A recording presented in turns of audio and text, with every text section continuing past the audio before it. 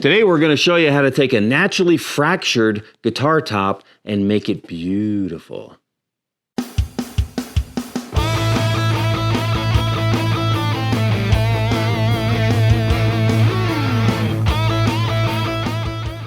Everyone who's been watching my Strat series knows that we've been in the process of going through every step of the way I teach to build a Stratocaster style guitar. And at one point I mentioned some of the walnut tops that we have for sale on the website, and which one of those tops would you like me to use on the environmental series Strat build that we're doing in conjunction with the other one. So two Strats I'm kind of doing simultaneously. And most folks wanted to know how I take like a grade 2 top like this one here with all the cracks, stress fractures of the tree in the top, and how we fill that to use it for a guitar. So I said I would do a video on that, and this is it. It's taken a while to kind of gather up some different materials to do some testing, some of which I've used before, some of which I've not used before, but I figure I'd do a comprehensive test for everybody here. The first thing that I'm going to have to do before we do the top itself is do a lot of testing. So I took a scrap piece of the walnut and I cut a lot of slots in it, and we're going to do some tests as we talk about the different materials that can be used for filling cracks in guitar tops. So before we actually fill the guitar top itself, I'm going to glue the two halves together. Now you can do it either way, but in this case, when I line up, I've got some of the fractures that are going into the center. So if I glue this up first, I can work on all of those areas simultaneously. Otherwise, it might be a little bit of an issue trying to make sure that whatever we're using to fill stays in the right spot and doesn't make a mess outside of that area. If you haven't seen a recent video of mine talking about my new guitar top glue up jig, I did a pre-order sale on my website on those and got a tremendous response. And as of the date of recording this video, I'm just about ready with every feature and improvement in the manufacturing. So I would guess within the next week, 2 weeks tops, they'll be shipping out to all the customers who's placed orders for them.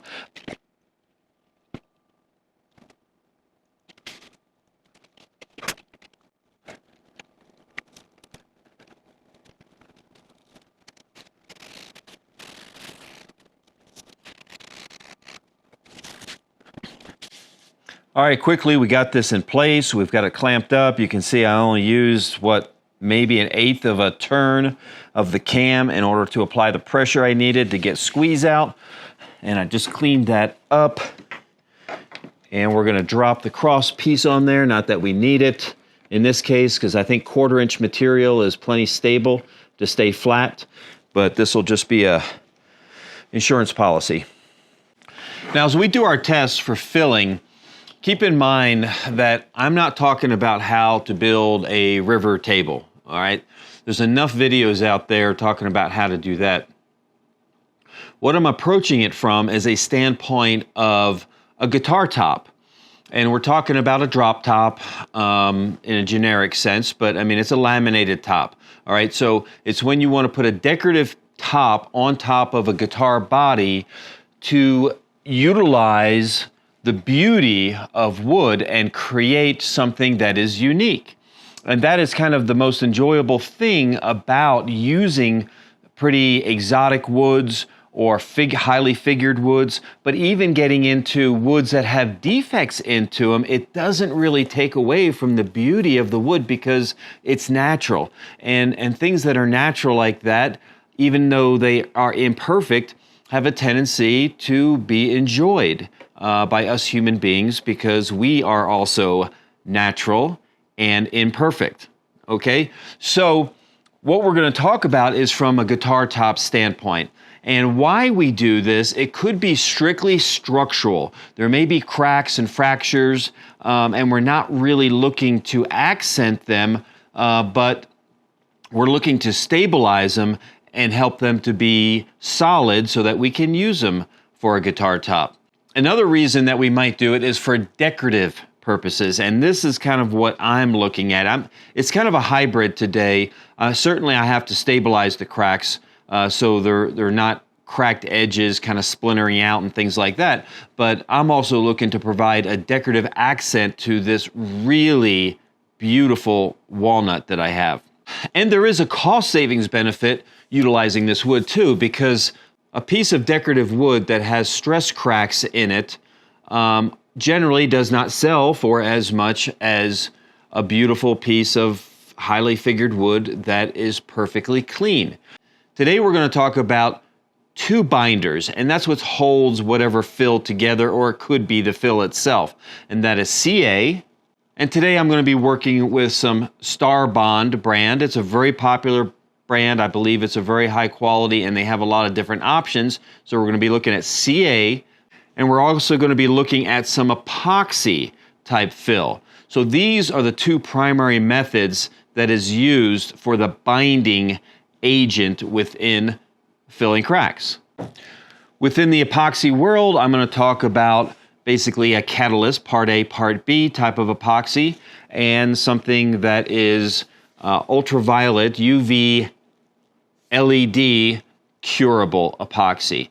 When we talk about fill materials, we're talking about different things. We're talking about wood that we could use, i.e. sawdust that you've kind of collected. Here's some Paduke, here's some rosewood, but these are things that you just kind of collect. Another fill material is mica. Mica is a natural product, but it's one that dyes very well, and then it's used to add color into whatever we're using, but often epoxies is where it's commonly used. Now you can also use different types of metal. I've got here a couple different examples of metal powder. This one happens to be bronze. I've got aluminum and I've got brass. And there's also foils, is kind of a version of metal. This is a gold foil that I'm sure you've heard of and seen people use before. Very thin, light metal, but that can be crumpled and broken up into little tiny pieces and mixed in with CA or epoxy, and again create a different look. Typically it's used with clear so that you can see all the gold layering all the way through, but there's many ways to use things like that. You can also use colors. Now Star Bond has off the shelf a couple colors, a brown and a black. And these are nice because you can have the tinted, more natural, neutral colors tinted already and don't have to worry about compatibility with different types of tints and things like that when we're talking about liquid tinting. Other type of tinting is trying to create the tinting yourself. So here's a little kit that has a whole bunch of different colors. How many does it have? I should have looked at this first. 24. Sometimes the colors can be tricky because I've seen many people try to take just regular colored dye and put it into epoxy, and what happens is, and especially lighter woods, it bleeds into the end grain of the hole or the crack, and then it kind of works its way through and pops up with splotchiness everywhere else or in the immediate vicinity, and that's not really what you want. All right, so in the CA world, I've got three different viscosities here. I've got a thin, medium, and a thick. In fact, when we look at the color, we've got kind of a combination in the black, a medium, thick, and then strictly a medium for the brown. Now, another choice that we have is to activate or not. It says build faster, no wait time, okay? This is a good product for a modern microwave world where we need everything now. Now, the brown Star Bond cure is almost like an amber color brown. So it's actually pretty good where it gives a little bit of translucent properties to it on a brown walnut piece of wood, and I like that. So let's go ahead and use some of this. And again, my choice is to make it quick by using a little bit amount, spreading it out all the way, and applying some activator.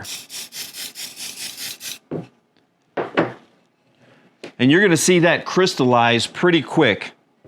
And then I can add some more. And whatever activator is left in there will begin to activate this other stuff that I put in. Okay, we'll let that crystallize. We'll do it again, and we'll do it again, and we'll layer it until it builds up to where we ultimately want it to be. Now, certainly we could use clear CA, but I really don't see on a decorative guitar top where there's a purpose for that by itself. So what we're going to do is experiment with some fills out of natural wood.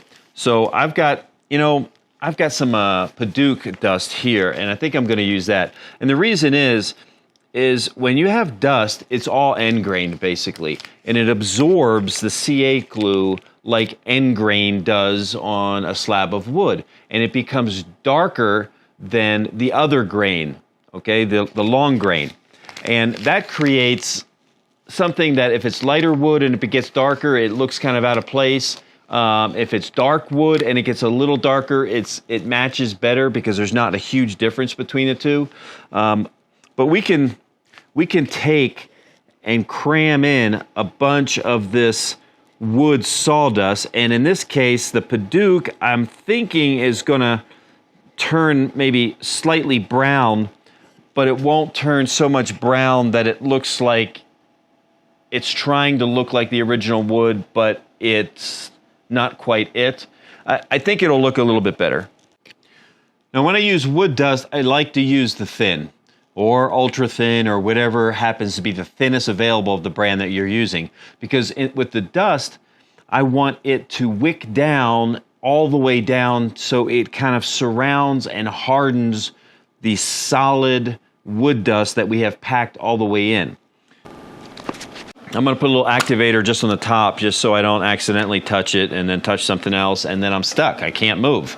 You know, my fingers are trapped to the workbench or something.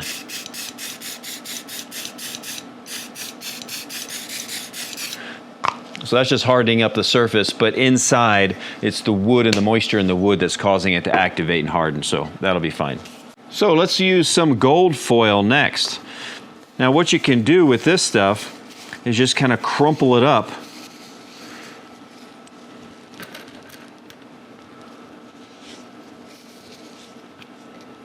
and just stuff it into the crack.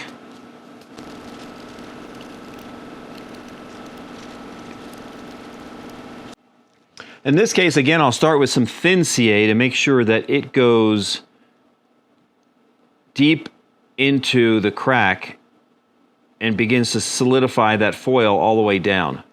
So I'll flood coat that a little bit until I see it all soaking in. A lot of the CA in this particular case, the foil doesn't have moisture in it, so therefore it's not going to harden naturally very fast. It's going to take a long time. So this is one that I would definitely leave at least for a day or even 2 days to make sure that it totally hardens all the way down. All right, what do you guys want to try next? Well, I can't hear what you're saying because this was recorded before you're seeing it. So I will assume what you said is, let's try some of that metal powder. All right, let's do that. So I've got some of the bronze powder here, which I think could look pretty cool. And I'm just gonna pour that in. And this might work better with the epoxy, but again, we're just testing. So we can try whatever, and it either works or it doesn't work.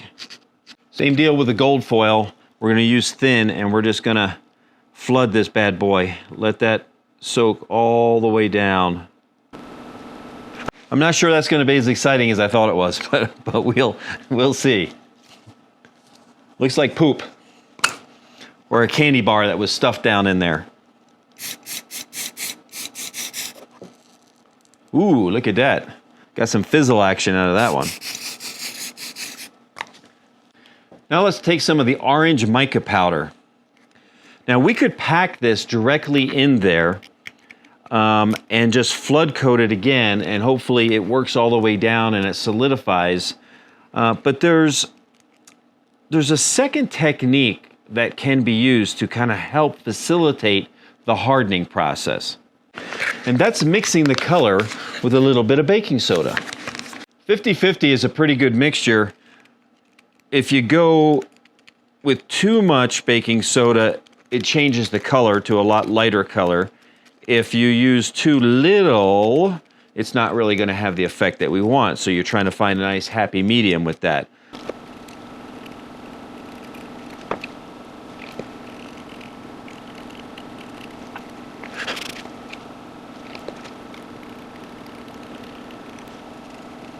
Now let's move in and start talking about the epoxy. So these are just regular epoxies that are a 1-to-1 ratio. There's a lot of different epoxies out there. I would suggest not using a 5-minute epoxy that you get from the hardware store. All right, the faster that epoxy cures, the more potential you're going to have for bubbles and other defects within the epoxy fill. So what's generally better is to take a longer activation period. These two that I have here are 24-hour epoxy. Now this is some of the UV. It's used a lot in different type of jewelry making and things like that. Very simple, very affordable. But the problem with this is if you mix in anything that blocks the UV light from penetrating, it won't fully cure. It will never fully cure. So if I put particulates like the mica or the metal or even the wood, it will never fully harden because that light will not get all the way around all those different particles in there, and it won't cause it to harden. So this is really only good when you're using like translucent type dyes, and you have to really make sure you don't use too much, because too much could also begin to block it because it's a pigment within that dye and it will begin to block it. Let's try some ruby red, shall we?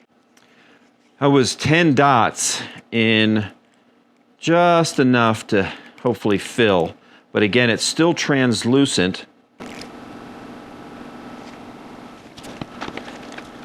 This light has about a 30-second timer to it, and generally that is enough. Sometimes if it's a little deeper, I'll do it twice, so it'll be about 60 seconds worth of UV light, and we'll see if that hardens.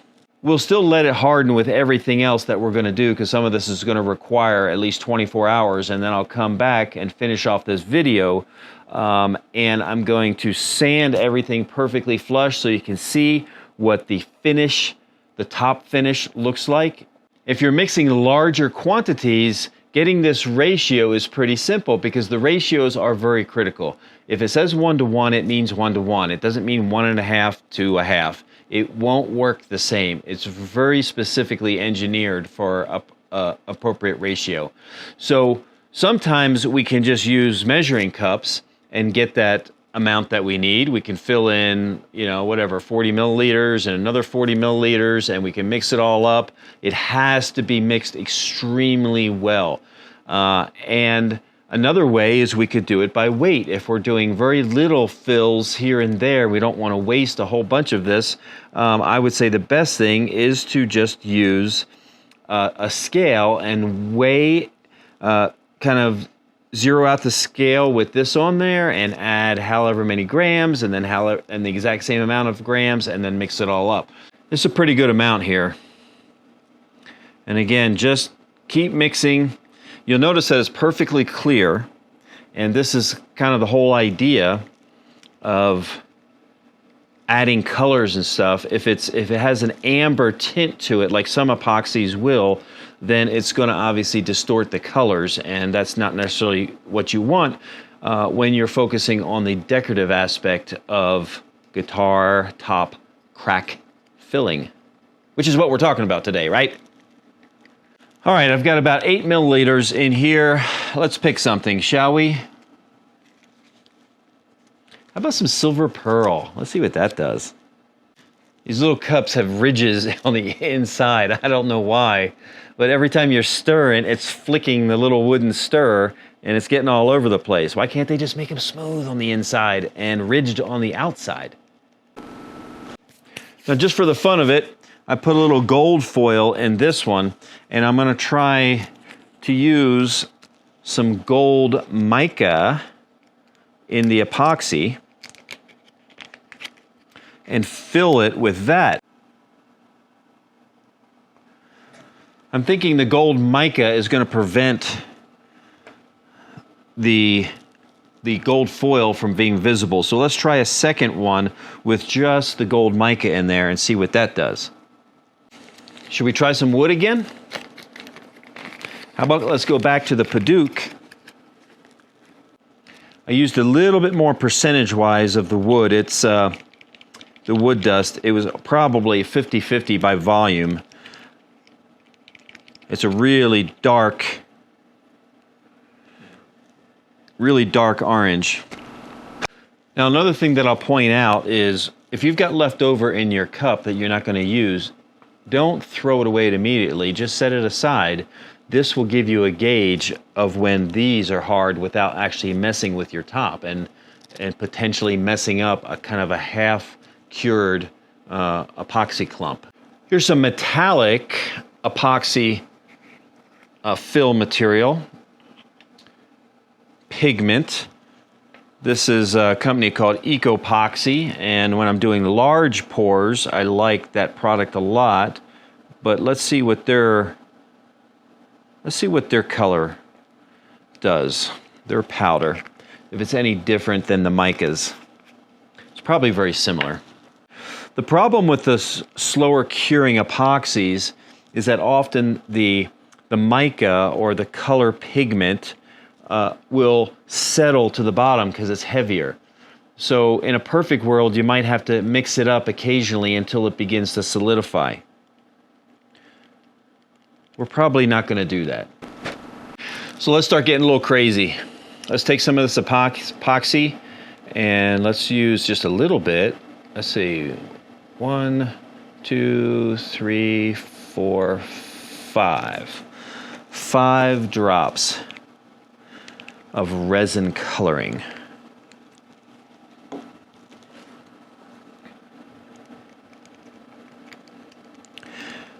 And now let's add a little bit of rainbow holographic flake to it. This, my friends, can get messy. There are certainly other materials that we could use. Get creative. I mean, use whatever you think would be really cool to fill in the cracks in the guitar top.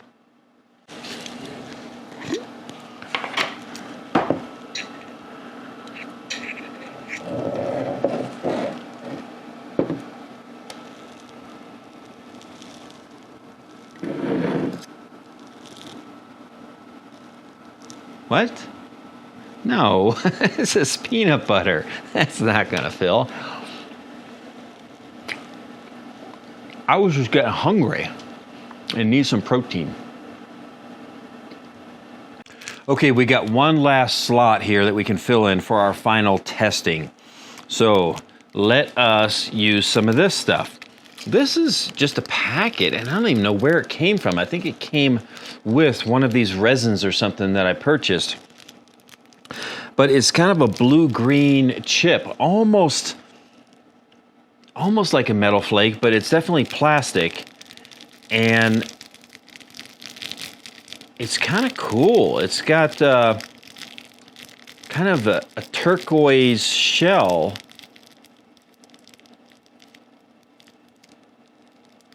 Appearance to it. This might have been what I should have done with the gold foil, is just mixed it up first before I put it in there. So maybe another time I'll try that again. But this way, when I mix up the resin into all of this flakes of plastic, I wish I knew what it was called. Somebody I'm sure does and can tell me. These chunks are so big, I'm having to do a lot more tampering to make sure it goes down into the crack. Maybe not a good choice if I'm doing really small, really fine cracks. But time will tell. Certainly it's all about the testing, right? Here's some of the first ones that we did with the CA glue.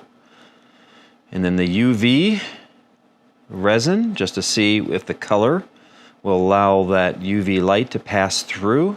And the rest of these are all slow cure 24-hour epoxy with different pearl flakes and, I don't know, some holographic, bigger chunky flakes, some smaller holographic flakes, and then some mica color, some wood, and some mica gold on top of foil. So that is our test bed. So what do you guys think? This is going to be pretty cool, huh? All right, We're going to come back and finish this video after this has ample time to fully cure. So at least 24 hours, if not longer. See you soon. All right, welcome back. I have been up for 24 hours waiting for this thing to cure. Not continuously, of course. I did have one tiny little oopsie, and that is when I thought things had been tacking up nicely, I put this block on edge as I was working on something else on the table and needed some extra space, and sure enough, it all ran down the one side, or at least the ones that were the slow set epoxy. However, I think we've got enough to do the test. We are going to plane this down, sand it nice and flat and flush, and see what all of these different samples look like. All right, let's take a look at our samples here and see what we've got. Some very interesting stuff. On the far right here, we've got the Paduke dust with CA, thin CA glue, wicked all the way down through there. And what you'll notice is that it's got a nice orangey color to it with really good contrast, but subtle, to the walnut, the Claro walnut here. I like that. Next, we've got the CA glue that I was trying to do in layers, and this is the brown CA glue. It kind of matches the lighter color veining here a little bit, but you can see there were some pockets that weren't fully hardened because it's really difficult to spray the accelerator at each level enough to get it to fully harden, and there's pockets there. Now that's not a big deal because you can, once you surface this whole thing like I did, you can go back and fill in a little bit, but this doesn't give me the type of contrast that I really wanted.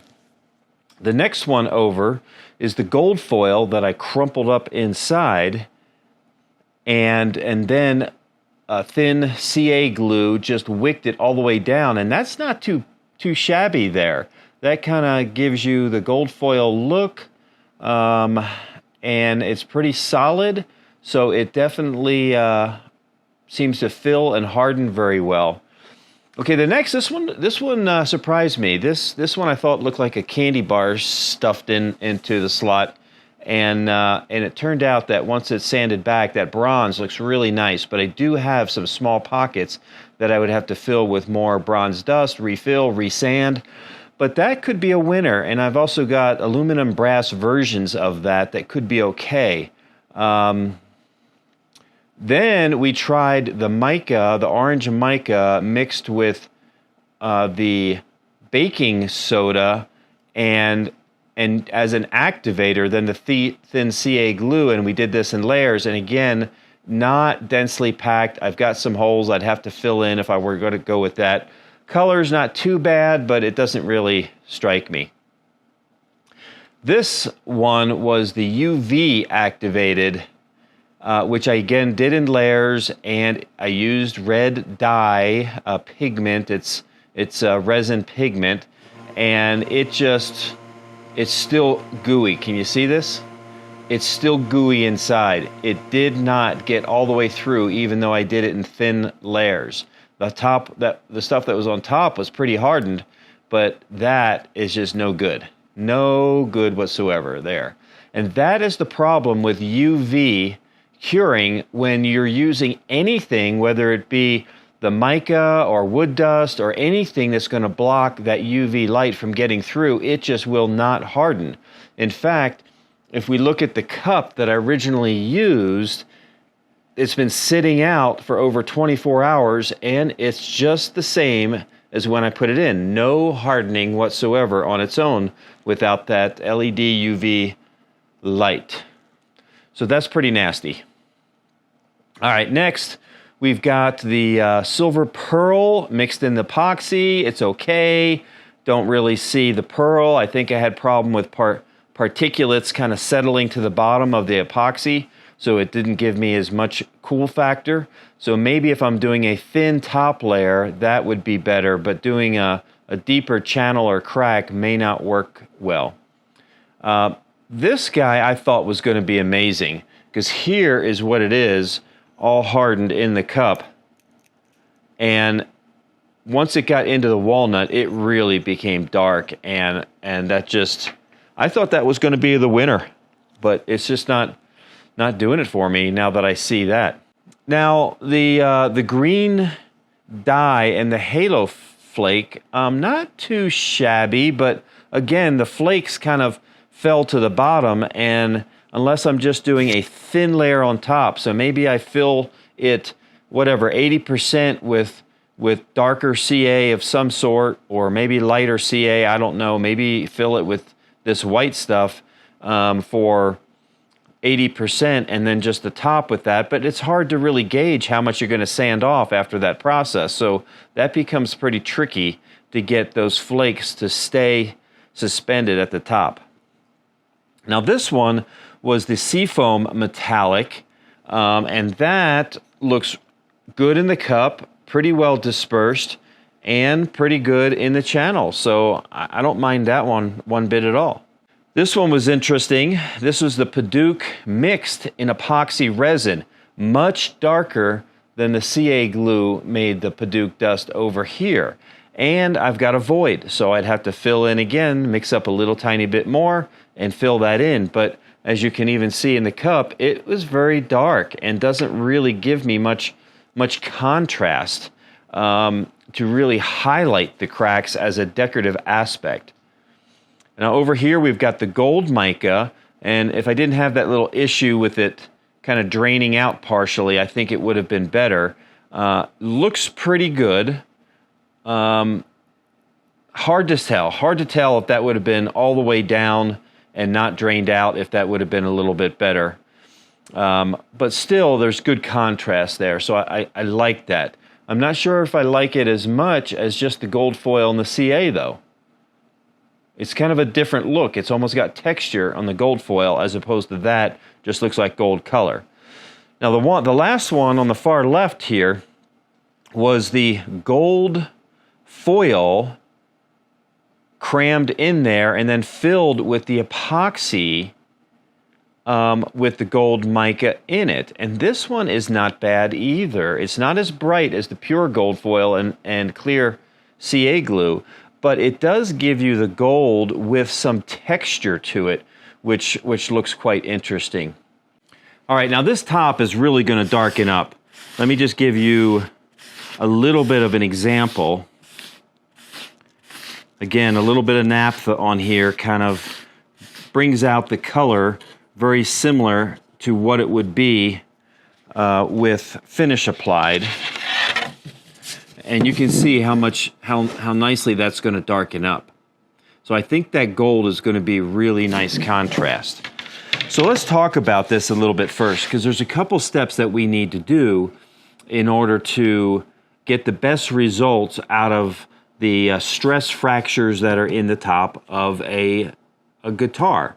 The first thing I like to use is a brass wire brush and clean out all of these cracks, because we don't want just garbage and debris in there. We want to try to clean it out the best we can. Now there's going to be areas where the wood kind of is fractured and it's pulling apart, and we're not going to be able to separate all of that wood. So we're just looking to clean up, and I'll just start one crack at a time, and I'll work on both sides of this with that brass and let it, like a good brass toothbrush, okay? And we'll get all of that tartar off for sure.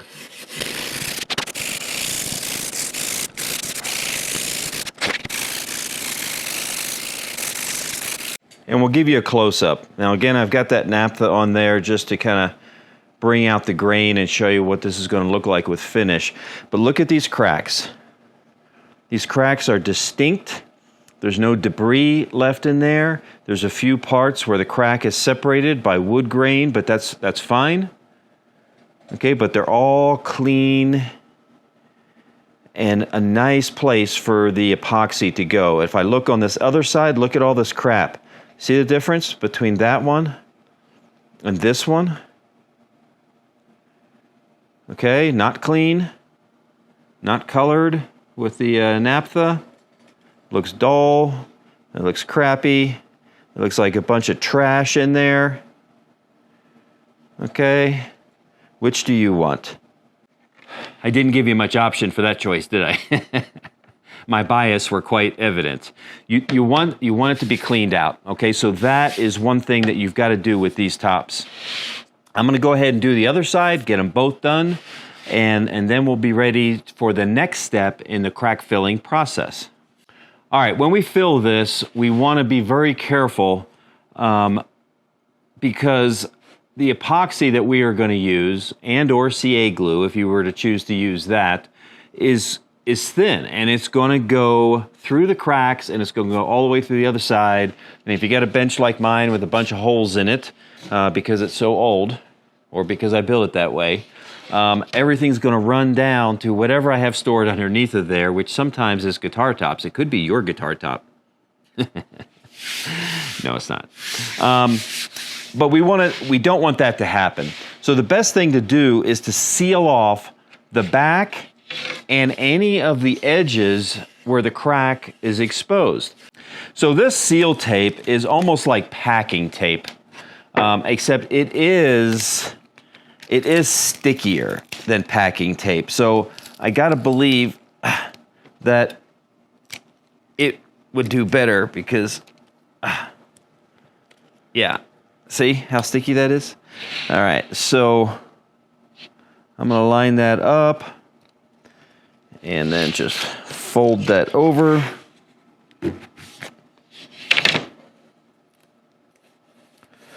And I'm gonna try to get a good seal on the end and then all of the cracks sealed from the back.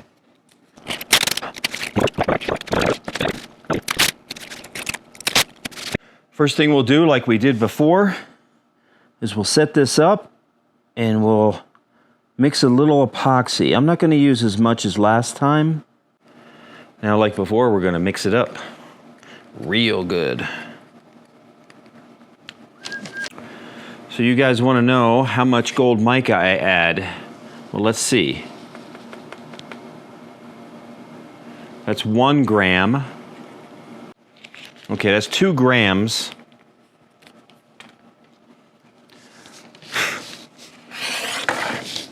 Two grams of gold mica mixed in 40 milliliters of clear, slow cast epoxy.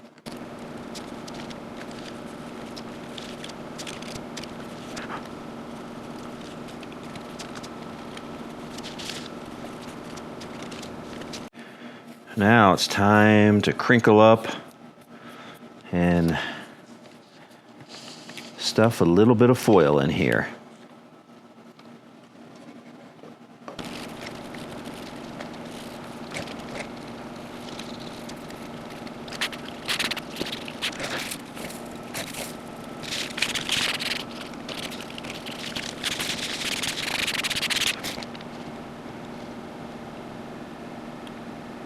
I've been up for over 72 hours, of course not continuous, but we've got this ready to sand down and to reveal the final product to our crack filling episode.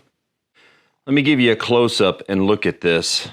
It's kind of what they would call a bloody mess, but there's a reason for this. I wanted to kind of fill enough to make sure that once it all settled in the cracks, that it would fully cover that so I didn't have to make another application. And I took some creative stuff here. After I filled and the particles settled and it was beginning to set up, I took a little bit more epoxy and went horizontal back and forth so that a little bit more of that mica would kind of randomly place itself, because I think what we've got here is what's going to be almost like a golden nugget look to it. But this looks kind of crazy and maybe not pretty, but wait till you see what we've got here when we're all done sanding it. If you do not have a surfacing sander, drum or wide belt surfacing sander like I have, then you probably don't want to flood it the way that I did, because it's going to make it very tricky to get it flat and smooth again. You may want to use like a scraper and force it into the cracks and peel off as much as you can so the surface is still at the wood level. Now, when you do that, it's going to shrink a little bit and require you to do a second application. But that's a whole lot easier if you don't have a surfacing sander to deal with later. Where now I'm going to go and I'm going to run this through the wide belt sander, and I'm going to take this down back to bare wood. And you'll see it's a pretty easy process for me. Now, I will also talk about, I gave this 48 hours to set up from the last time I recorded parts of the video. And you may ask yourself the question, Steve, have you worn the same shirt for 72 hours? And the answer is no. It's kind of like Superman's cape. You only put it on when you need it. I gave it 48 hours because after 24 hours, I was taking my thumbnail and pressing it in, and I was making little tiny dents into the epoxy. I could still see that there was a slight softness to it.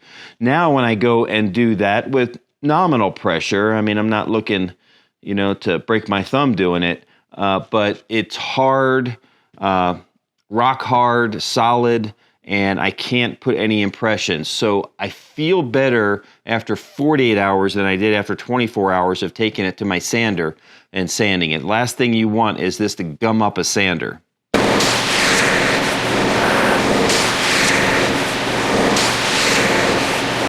Looks great. We got it perfectly flat. It's about 2.50 final thickness. It started off about 2.8 with the epoxy on there. So now we're going to prettier up a little bit with a little bit of naphtha. And again, this is just something that shows what it will look like once finish is applied to it. And I think you'll agree when I give you a close-up here that this is going to be quite striking. Let's bring it in close so you can see real close here. Look at all that figure and grain. This is a grade 2 top because of the flaws, the fractures, I could say natural flaws, or we call it character. But I mean, you can see once that's filled, and in this case with the gold foil and the mica, it really has kind of a gold nugget kind of veining to it. Almost like gold found in rocks. I don't know if you can see all the detail there as well as you can with the naked eye. But there she is. Now let's show it one more time with a Strat style guitar body on there. And this is what she's going to look like. All that veining is going to just ride right up from the butt end of the guitar, right through the pickup areas, and then clear up and be nothing but the figure and color variations around the upper horns. I think you agree that's gonna look pretty sharp. So as we get back to the Stratocaster build series where I'm doing the second style of guitar, we're going to use the Environmental Series laminated body. We're going to do some weight reduction on this. We're going to get some cavities and we're going to remove wire routing and do some weight reduction. And then we're going to do a forearm contour and bend this top over top of that forearm contour, which is going to be a little bit tricky. And you might want to subscribe to make sure that you get notification of when I release that next video and show that process. But at this point, I am really, really happy the way this top has turned out and how it's going to look on this guitar when we're done. So what did we learn today, right? We learned testing is very important to kind of gauge what you think is going to look good rather than just winging it and then not liking it in the end, and then you're kind of stuck. Then we learned about the different types of ways you can use different variations of epoxy and CA in order to fill these natural fractures within guitar tops. And certainly we went in detail over the process of how to fill, sand this back, and then have an absolutely gorgeous top that we can then put on this body and be something that you can be proud of. So hopefully you enjoy this extended look at every aspect of filling a guitar top, from the selection to the actual execution, and maybe it gives you a little bit of confidence to try it out yourself, because it can be really fun. Thanks for watching this video. Until next time, remember, no matter what you do, start with excellence.